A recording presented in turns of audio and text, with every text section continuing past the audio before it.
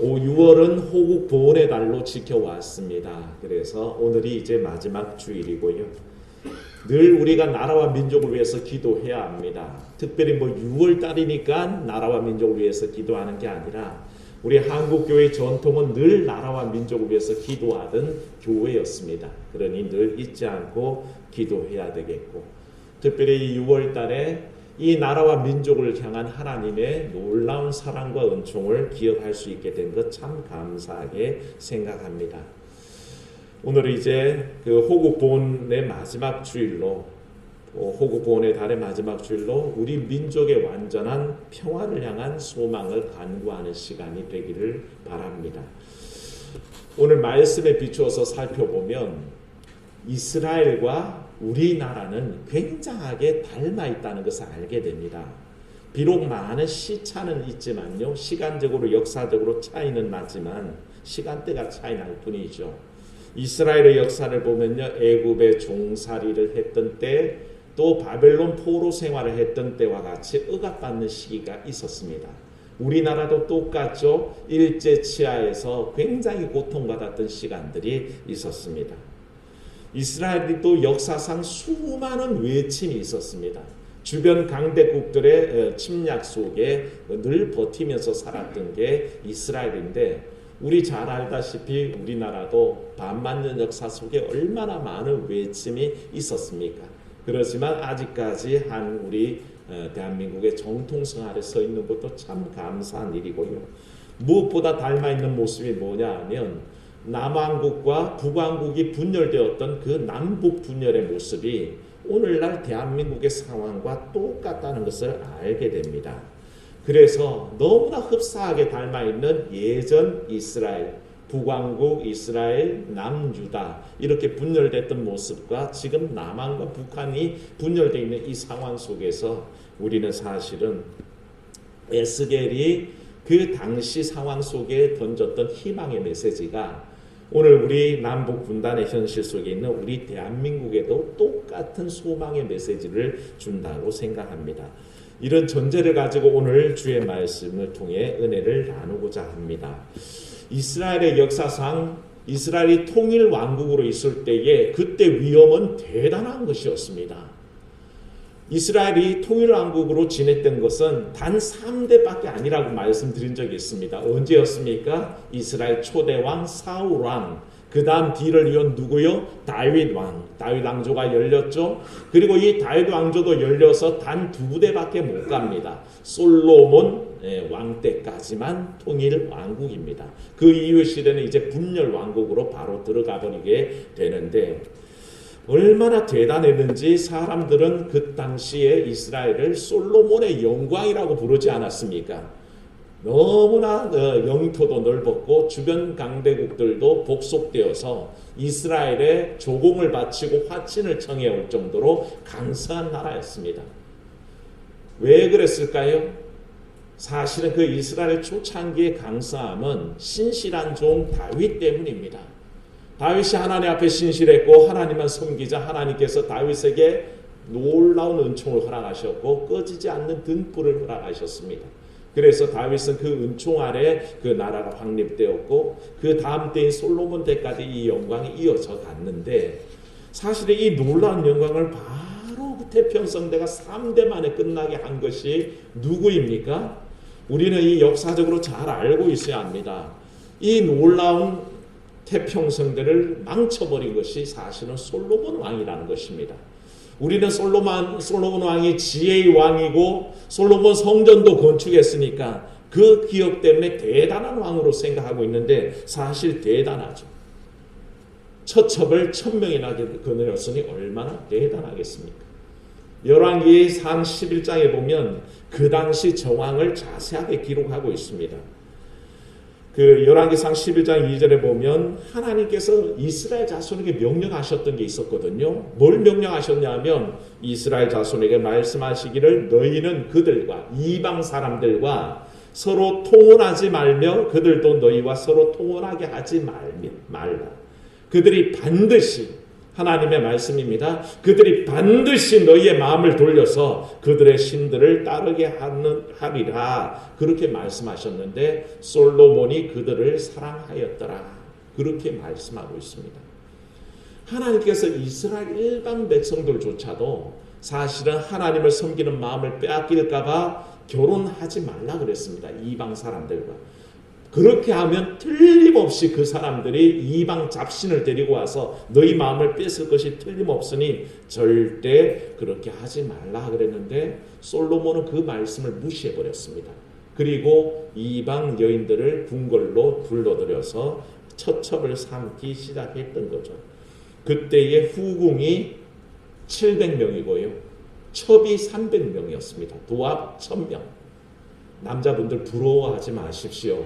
부러워할 일이 아닙니다. 그것 때문에 폐가 망신할 일이 된 겁니다. 이스라엘이 분열된 이유가 바로 이 솔로몬이 그 1000명의 처첩을 거둬들여서 그 이방 여인들이 다 자기가 믿는 잡신을 가지고 들어왔습니다. 생각해 보십시오.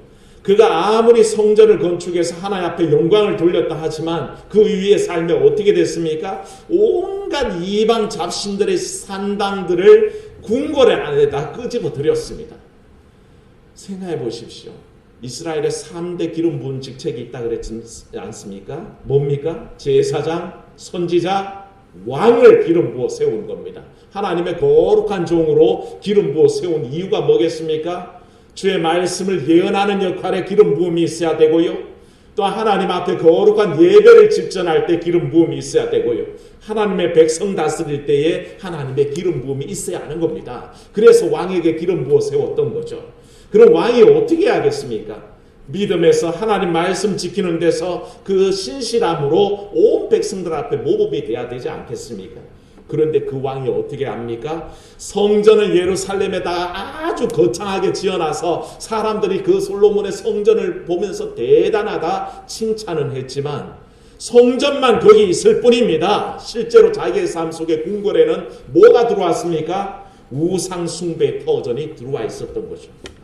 이런 이율 배반이 어디 있습니까? 겉으로 드러나는 것은 성전을 내세워놓고 자기의 삶의 자리에서는 자기의 처첩들과 더불어서 온 이방 잡신들을 섬기고 있습니다. 아스타롯, 밀곰, 그모스, 몰록 수많은 모압과 암몬의 수많은 잡신들을 들여와서 산당을 만들어 놓고 그 이방 연족과 함께 섬기는 일인이 얼마나 가정했겠습니까? 백성들이 뭘 보고 배우겠습니까?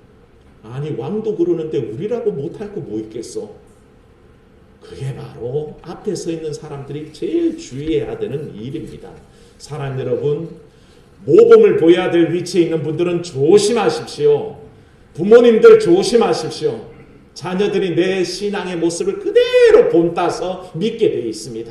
우리 아버지도 그렇게 믿는데 뭐, 우리 엄마도 그렇게 믿는데 뭐, 그렇게 하면서 자기의 신앙이 삐뚤어져 가는데 그 모습을 누구에서 찾았습니까? 왕에게서 찾고 부모에게서 찾고 윗대에서 찾습니다. 교인들은 누구에게서 찾을까요? 목사에게서 찾고 장로에게서 찾고 항존직에서 찾는 겁니다. 에이 목사님도 안 그러시는데 장로님도 안 그러시는데 안수 집사님도 안 그러는데 뭐, 권사라도 예배 안 나오는데 뭐 그렇게 얘기하면서 자기 삶 속에 정당성을 부여해버린다는 거죠. 그러니까 조심하십시오. 믿음에 앞장서 있는 사람들은 나를 바라보는 사람들이 많다는 것, 내 등을 보고 쫓아오는 사람들이 많다는 걸 생각하시고 잘 서야 됩니다. 그런 믿음을 가져야 하는 것이죠. 솔로몬은 거기에 실패했습니다.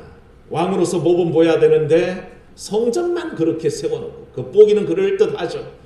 우리의 믿음 그러면 안 됩니다. 겉보기에만 그럴듯하면서 하나님이 내 속에 계시지 않고 말씀이 살아있지 않고 기도가 살아있지 않으면 헛것입니다. 사랑하는 여러분, 정말 오늘 우리 지휘자 선생님 찬양한 대로 주님을 향해서 주님을 위하여 주님만 바라며 믿음 생활하시기를 축원합니다. 그런 귀한 믿음이 있어야 됩니다. 결국에는 온 나라의 백성들이 솔로몬의 악행을 보고 쫓아갈 때 하나님이 심각하셨습니다. 나중에 열왕기 찾아가셔서 찾아보십시오. 열왕기상 11장에 보시면 10절 말씀을 보면 하나님께서 그를 2번이나 찾아가셨다고 합니다. 이 일을 권고하시려고 하나님이 직접 솔로몬에게 나타나셔서 너 그렇게 하면 안 돼. 말씀 따라 살아야지. 이방 잡신들 궁에 들이지 마. 그 얘기를 하셨지만 절대 솔로몬이 그 말씀을 듣지 않았습니다. 그래서 열왕기상 11장 10절을 보면 그가 여호와의 명령을 지키지 않았다라고 명시하고 있습니다. 하나님이 기회를 주셨는데도 솔로몬이 2번이나 그 모든 기회를 무시해버리고 자기 마음대로 방종하며 이방신 섬기며 살았습니다. 그때 하나님이 진노하셔서 11절 말씀 열왕기상 왕상 11장 11절 보면 이렇게 얘기합니다. 내가 반드시 이 죄악 때문에 이 나라를 네게서 빼앗아서 네 신하에게 주리라 라고 그렇게 얘기하십니다. 근데 그때도 은총을 베푸셨어요. 네 당대는 하지 않겠다. 누구를 기억해서? 신실한 종 다윗을 기억해서 내가 다윗과 한 약속 때문에 네 죄가 너무 큰데 바로는 못하겠고 바로 한 대를 넘어서서 네 다음 때부터는 왕조를 분리시켜버리겠다라고 그렇게 얘기하셨습니다. 결국엔 그대로 이루어졌습니다. 회개하지 않으니까요. 솔로몬이 돌이키지 않으니까요. 처음 왕국이 분열된 그 순간부터 솔로몬과 그 백성들에게는 엄청난 경고였습니다. 이건 사실은 경고입니다. 말 안 들으니까 통일 왕국을 쪼개버리셨죠? 그런데 더 말을 안 듣게 되면 어떻게 될까요? 이 쪼개진 나라도 멸망하는 겁니다. 사실 하나님께서 이 통일 왕국을 분열시키실 때 알아들으란 것입니다. 작은 징조가 왔을 때 깨닫는 여러분 되시기를 바랍니다. 하나님께서는요 경고 사인을 자꾸 주십니다. 나타나셔서 명령하시고요 또 이러는 목사 말씀을 통해서 듣게 하십니다. 실제로 어떤 때는요 질병으로 치기도 하고요 사업으로도 치기도 하고요 가정의 문제를 가지고 우리를 치시기도 합니다. 그때 알아들어야 되는데 그때 못 알아듣는 겁니다. 하나님께서 왕국을 분열시켜서 놓으셨습니다. 이건 경고죠. 더한 일도 있을 수 있다라는 경고인데 이스라엘이 못 알아먹습니다. 그래서 이스라엘의 역사 속에 분열 왕국으로 이어지면서 북이스라엘은 북이스라엘대로 온갖 여러분들이 기억하는 북이스라엘 아합 기억하시죠? 사악한 이세벨이 왕비로 들어와서 온 이스라엘을 바알과 아세라가 섬기는 터전으로 삼아버렸습니다. 온 나라의 바알 선지자 아세라 선지자가 득세하는 곳을 만들어 버렸지 않습니까? 북이스라엘의 모습은 그렇죠. 남유다는 어땠습니까? 남유다는 그래도 사정이 좀 좋았습니다. 다윗의 직계들이었거든요. 그러니까 다윗 왕의 신실함을 본받는 왕들이 간혹 있어서 요시야 종교개혁이나 히스기야 종교개혁이나 여러 번의 종교개혁을 하면서 하나님 앞에 서려는 노력들은 했었습니다만 나라가 망하려니까 남유다 말기에 어떻게 됩니까? 다 하나같이 우상 숭배하고 죄악 중에 살다가 결국엔 남유다도 멸망당한 것을 보게 됩니다.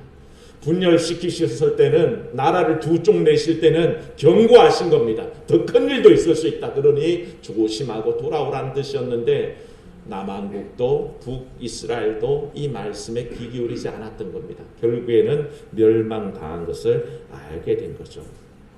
사랑하는 여러분, 만일 하나님의 명령을 지켰다면 하나님을 신뢰하는 삶을 살았다면 가정이죠. 역사를 가지고 가정하기는 어렵지만 가정해보면 그렇게만 살았다면 남과 북으로 분열될 일도 없었을 것이고 앞으로 이스라엘에게는 그 먼 역사적 훗날에 북방 민족들이 마구 일어납니다. 아시리아 제국도 일어나고요. 바벨론 제국도 일어납니다. 그때에 남과 북이 통일되어서 견뎠다면 어쩌면 북방 민족들의 침략을 막아낼 수도 있었을 겁니다.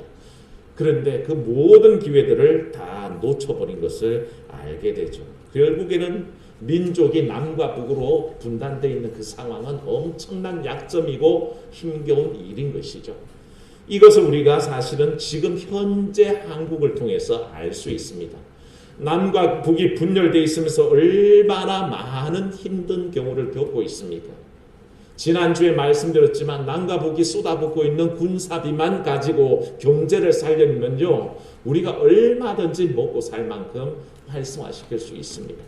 다른데 엉뚱한데 지금 세금을 혈세를 낭비하고 있는 거죠. 남과 북으로 분열만 돼 있지 않으면 얼마든지 국방 예산을 줄이고 경제 예산을 세울 수 있는 게 현실 아닙니까? 이런 현실을 알기 때문에 수많은 주변 강대국들이 사실 은연중에 남북 통일을 반대합니다. 왜냐하면 남과 북의 통일돼서 세계를 주도하기 시작하면 자기들한테 좋을 일이 없으니까요. 별로 환영하지 않습니다. 표면적으로는 어떻게 말하든지 간에 자기들 속에는 그것을 감춘 속내로 그렇게 우리의 통일을 결코 원치 않습니다. 특히 어디가 그럴까요? 일본이 원치가 않습니다. 대단한 나라죠. 결국에는 그와 같은 상황들이 있습니다. 이스라엘은 과거에 딱 그런 상황이 되어버린 겁니다. 남한국, 북한국이 하나가 되어서 통일되어 있으면 외세를 대비하고 아수르가 쳐들어와도 바벨론이 쳐들어와도 얼마든지 견딜 수 있었을 터인데 두 나라가 쪼개져서 서로 창과 칼을 맞대고 있습니다. 그래서 서로 다툽니다. 전쟁을 같이 치르다 보니 얼마나 많은 손해를 받겠습니까? 그러다가 나라는 점점 약해졌고 북왕국은 아수르에게 멸망당하고 남왕국은 바벨론에게 멸망당하는 운명에 처한 것을 보게 됩니다.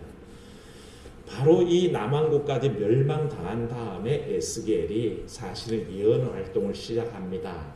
에스겔 1장 첫 절로 가보시면요. 에스겔이 시작할 때에 연대를 얘기합니다. 1장 1절 한번 보십시오. 뭐라고 되어 있습니까? 30째 해 넷째 달 초닷새에 내가 그발 강가 사로잡힌 자 중에 있을 때에 라고 그렇게 시기를 적고 있습니다. 이 30째 해라는 말이 바로 그겁니다. 1차 포로 때에 에스겔이 바벨론으로 잡혀와서 30년을 이미 그 포로 기간에 지내왔다는 뜻입니다. 그래서 역사적인 때가 언제냐면 그 여호야긴 왕 때 이제 사로잡힌 자 5년 그달 초닷새라 그렇게 얘기합니다. 3차 포로까지 넘어간 상황까지 얘기를 하고 있는 거죠. 그러니까 에스겔의 입장에는 어떻게 했습니까? 포로가 된 지 몇 년 지났다고요? 30년이 지났습니다. 벌써. 바벨론 포로 기간은 전체 70년이거든요. 이제 30년이 지났습니다. 가장 암흑기에 젖어들어 있을 때입니다. 1차에 포로로 잡혀왔던 사람들은 소망이 없습니다. 너무 힘이 없습니다. 이게 도대체 언제 끝날까? 30년을 포로 생활했는데 또 언제나 끝날까? 우리는 70년인지 아니까 이제 40년 남았다고 얘기하겠지만 그들은 얼마인지를 모릅니다. 40년이 남았는지 400년이 남았는지 알 길이 없지 않습니까? 얼마나 답답하겠습니까? 코로나에 사로잡혀 있는 현실이 바로 그렇습니다. 이미 횟수로 2019년에 시작해서 그래서 코로나19 아닙니까? 2019년 시작한 일이 벌써 21년 중반까지 와 있습니다. 그런데도 지금 답답한 것은 이게 언제 끝날지 아무도 모른다는 것입니다. 전문가들은 자꾸 우리에게 경계심을 주면서 경각심을 주면서 뭐라고 합니까? 아마 영원히 종식되지 않을 수도 있다라고 얘기합니다. 매년 독감처럼 코로나는 반복적으로 또 올 수 있다. 아니면 3년, 6년 주기마다 올 수 있다. 그렇게 얘기를 전망을 내어놓죠. 그러니까 우리 국민들이 얼마나 힘에 겪고 온 인류가 지쳐 있겠습니까? 그와 같은 상황 속에 에스겔이 서 있는 겁니다. 이미 포로 생활을 30년 지내왔습니다. 자기도 그렇게 지내왔을 뿐더러 지금 포로 생활하고 있는 백성들도 지치고 힘겹기는 마찬가지입니다. 그때에 에스겔이 하나님의 말씀을 선포합니다. 에스겔의 주 핵심 메시지가 뭡니까? 여러분들이 에스겔에서 그러면 제일 먼저 뭐가 생각납니까? 마른 뼈들의 환상이 생각나지 않습니까? 죽음의 골짜기에서 수많은 뼈 조각들이 늘어져 있는데 인자야 이게 살겠느냐? 제가 어떻게 알겠습니까? 주님 아시죠? 야 인자야 이들을 뼈들을 대해서 대어하라.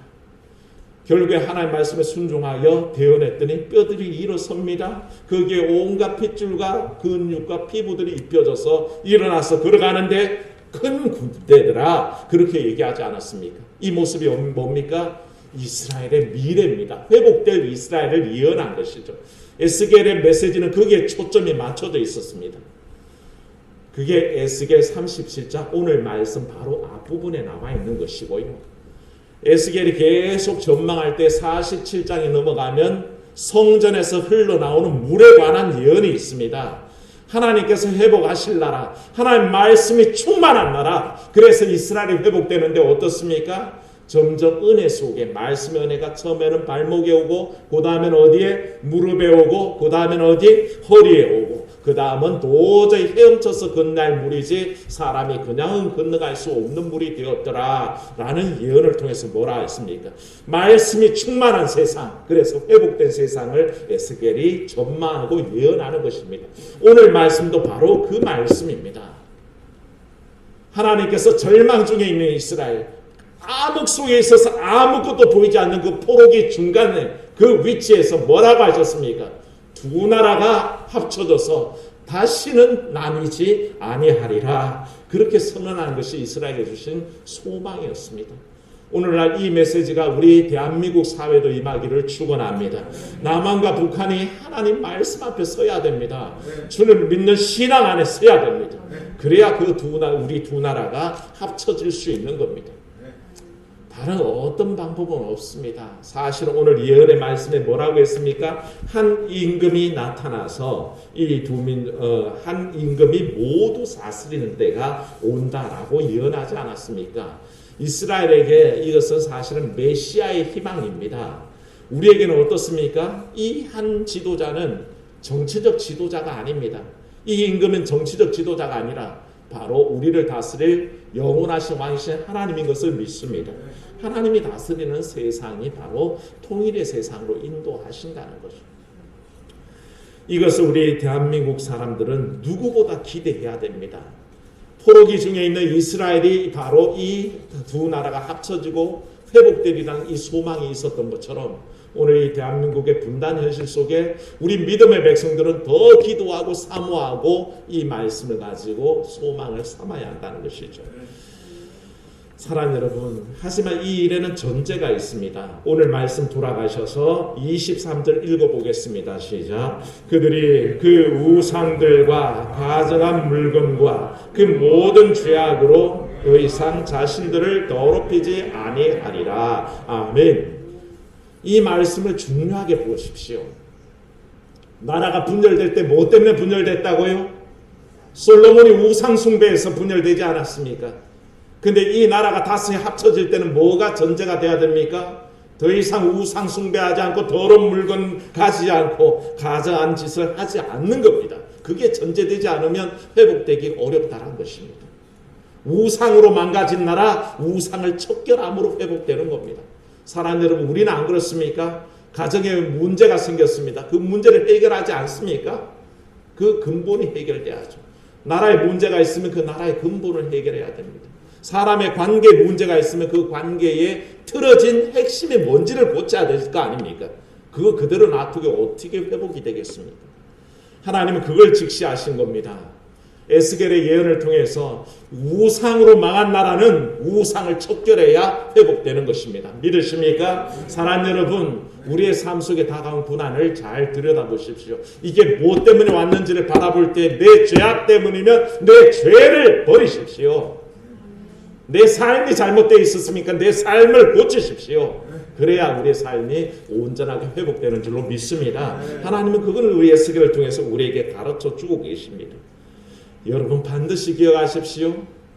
나라가 회복되는 길 속에 하나님의 주관하심이 함께 하신다는 겁니다. 하나님이 다스리지 않으면 결코 이스라엘이 북왕국 남유다로 갈라져 있던 왕국이 합쳐질 일도 없고 미래의 소망도 볼 수가 없습니다. 하나님의 절대적인 역사를 바라볼 때만이 가능하다는 얘기죠. 그렇다면 우리 여러분들의 삶은 어떻습니까? 나라의 거창한 일은 하나님이 관여하시고 내 일상의 삶은 하나님이 관여 안 하십니까? 아니요. 제가 늘 말씀드리죠. 하나님의 그 전능하심은 온 우주적 질서를 관장하시는 줄로 믿습니다. 인류의 문제도 관여하시죠. 당연히 우리 국가의 문제도 하나님은 함께 하십니다. 하지만 똑같은 원리로 내 사업도 관장하시고 내 가정을 관리하시고 내 삶을 인도하신다는 거죠. 우리가 그걸 믿어야 합니다. 그래서 하나님 이스라엘의 회복을 위해서 참으로 우상 숭배를 척결하고 돌아오기를 원하셨던 주님, 오늘 내 삶에 내 가정에 내 사업의 온전함을 위해서 뭐가 틀어진지를 깨닫고 돌아오기를 우리에게 희망의 메시지로 선포하시는 그 주님, 분명히 우리가 그것을 고치면 하나님께서는 다시 한 나라로 세워질 것이고 다시는 뭐합니까? 나누이지 않는 때를 주신다. 그렇게 말씀하셨습니다. 오늘도 그 약속 믿으시고 우리 국가의 장래가 하나님께 달려 있습니다. 똑같이 우리 가정, 우리 삶, 우리의 사업, 우리의 가게 모든 것이 하나님 앞에 맡겨져 있음을 믿는 그런 믿음 안에 승리하시기를 주의 이름으로 축원합니다. 은혜로우신 하나님, 이스라엘 가운데 분열되었었고 나라가 망했었고 바벨론에 포로되어 있을 때에 희망의 메시지를 주시되 하나님의 권능이 임하면 마른 뼈 같은 이스라엘이 살아날 것을 예언하셨고 참으로 성전에서 흘러나온 물이 온 세상을 덮어서 결국에는 그 은혜의 바다에 놓일 때가 온다는 것을 선포하신 주님, 오늘 말씀을 통해서 쪼개졌던 이스라엘이 회복될 때에 하나가 되고 다시는 나누지 아니하리라고 선포하신 그 메시지가 오늘 이 남북한 이 한반도의 현실 속에도 그대로 희망의 메시지가 되도록 역사하여 주시옵소서. 하나님, 통일에 대한 전망을 가지고 살아갑니다. 기대를 합니다. 하지만 너무나 요원하여서 너무나 앞이 캄캄하여서 보이지 않아서 참으로 기대할 수 없을 것 같을 때라도 하나님, 이를 오직 소망 가운데 바라보시고 하나님의 다스림이 일어날 때에 이 남과 북의 모든 백성들이 우리 하나님을 찬양하고 주를 향하여서 주를 위해서 주를 바라며 노래할 때에 주께서 이 나라 회복시킨다는 것을 믿게 하여 주시옵소서. 하나님, 나라의 일만 그렇습니까? 우리의 삶도 돌아보게 하사 우리 일신의 문제와 우리 모든 관여된 상황 속에서 우리 주님 바라볼 때 고쳐주실 것을 믿사옵고 우리 주 예수님 이름으로 기도하옵나이다. 아멘.